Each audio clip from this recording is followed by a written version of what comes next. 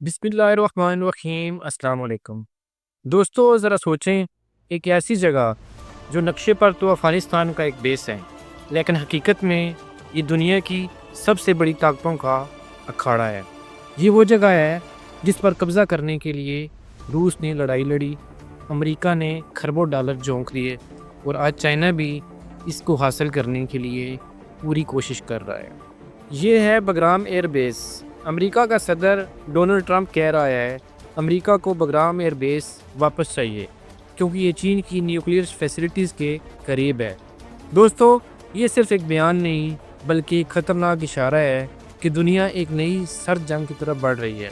अब सवाल ये है कि इस पूरे खेल के अंदर अफ़गानिस्तान का रद्द-ए-अमल क्या होगा और पाकिस्तान का इस पर क्या असर होगा।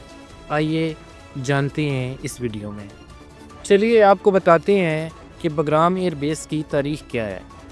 दोस्तों, बगराम एयर बेस की कहानी शुरू होती है 1950 की दिहाई से, जब सोवियत यूनियन ने अफ़गानिस्तान में ये बेस बनाई। उस वक्त ये एक आम सा एयर बेस था, मगर जैसे जैसे अफ़गानिस्तान आलमी ताकतों का मैदान जंग बनता गया, बगराम की अहमियत बढ़ती गई। 1979 में जब रूस ने अफ़गानिस्तान पर कब्ज़ा किया तो बगराम ही उनका सबसे बड़ा अस्करी मरकज़ था। फिर 2001 में 9/11 के बाद अमेरिका ने जब अफ़गानिस्तान पर हमला किया तो यही बेस अमेरिकी फ़ौज के लिए हेड क्वार्टर बन गई। अमेरिका ने इस बेस में क्या क्या बना कर रखा था, आइए आपको उसकी तफसील बताते हैं। हज़ारों अमेरिकी फ़ौजी जो वहाँ पे मुस्तकिल तैनात थे। अमेरिका ने वहाँ पर एक अस्पताल भी बनाया जिसमें तकरीबन 500 बिस्तरों की गुंजाइश थी। अमेरिकी स्टाइल के कैफ़े, जिम और कॉफ़ी शॉप्स, एक नई फैसिलिटी कैंप वीनस जहाँ स्पेशल फोर्सेस और कमांडो रहते थे, और सबसे खौफनाक पहलू कि अमेरिका ने यहाँ पर एक छोटी जेल भी बना रखी थी जिसमें तालिबान और अलकायदा के कैदी रखे जाते थे। यूँ समझ लें कि बगराम एयर बेस सिर्फ एक एयर बेस नहीं था बल्कि अफ़गानिस्तान के दिल में एक छोटा अमेरिका बन गया था। चलिए अब चलते हैं सबसे ख़ास नुक्ते की तरफ, यानी अमेरिका के सदर डोनाल्ड ट्रंप ने जो कहा है कि हमें बगराम एयर बेस वापस चाहिए। उसने ये दावा किया है कि अमेरिका ने इस पर अरबों डॉलर खर्च किए हैं, उसमें अस्पताल, रेस्टोरेंट्स, फैसिलिटीज़ बनाई हैं, लिहाजा ये उनका हक़ है। लेकिन सबसे तशवीशनाक बात ये है कि जब उन्होंने कहा बगराम एयर बेस चीन की न्यूक्लियर फैसिलिटीज़ के करीब है, यानी साफ अल्फाज में ट्रंप ये मानते हैं कि अमेरिका को बगराम अफ़गानिस्तान के लिए नहीं बल्कि चीन का घेराव करने के लिए चाहिए।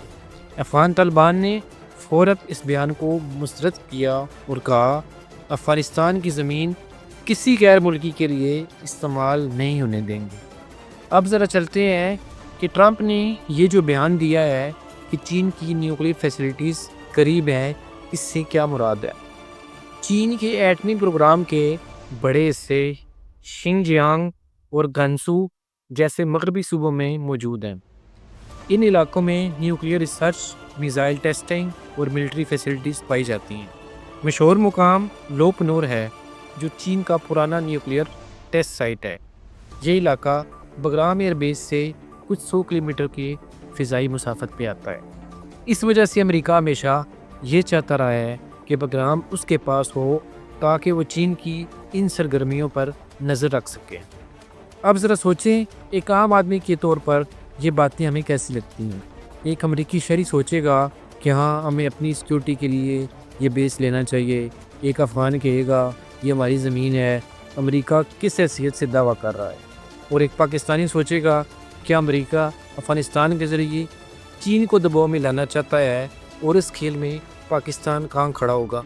आम आदमी के लिए ये सब खौफनाक इसलिए है कि अगर अमेरिका और चीन टकरा गए तो सबसे ज़्यादा नुकसान उन्हीं ममालिक का होगा जो अफ़गानिस्तान के करीब ममालिक हैं, यानी इसमें पाकिस्तान, ईरान, ये वो ममालिक है जो सबसे ज़्यादा मुतासर हो सकते हैं।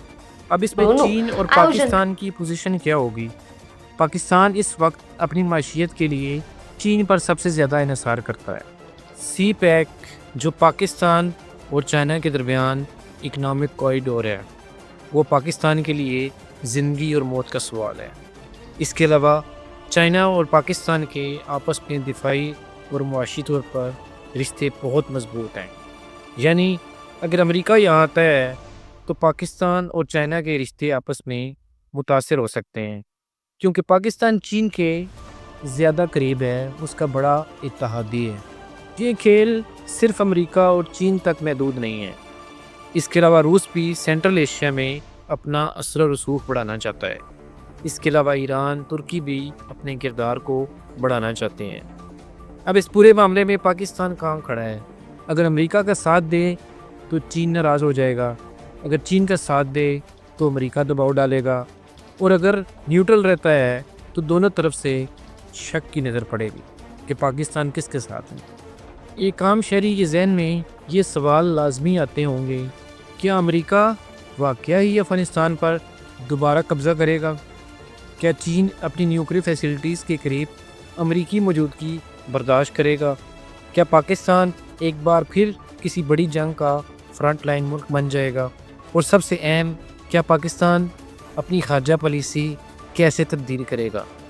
تو آسان الفاظ میں، بگرام ایئر بیس کوئی عام فوجی بیس نہیں، بلکہ یہ ایک شطرنج خانہ ہے جہاں امریکہ اور چین اپنی چالیں چل رہے ہیں۔ عام لوگ صرف تماشائی نہیں بلکہ براہ راست اس سے متاثر ہونے والے ہیں۔ اب سوال یہ ہے کہ افغانستان اور پاکستان اپنے فیصلے خود کریں گے؟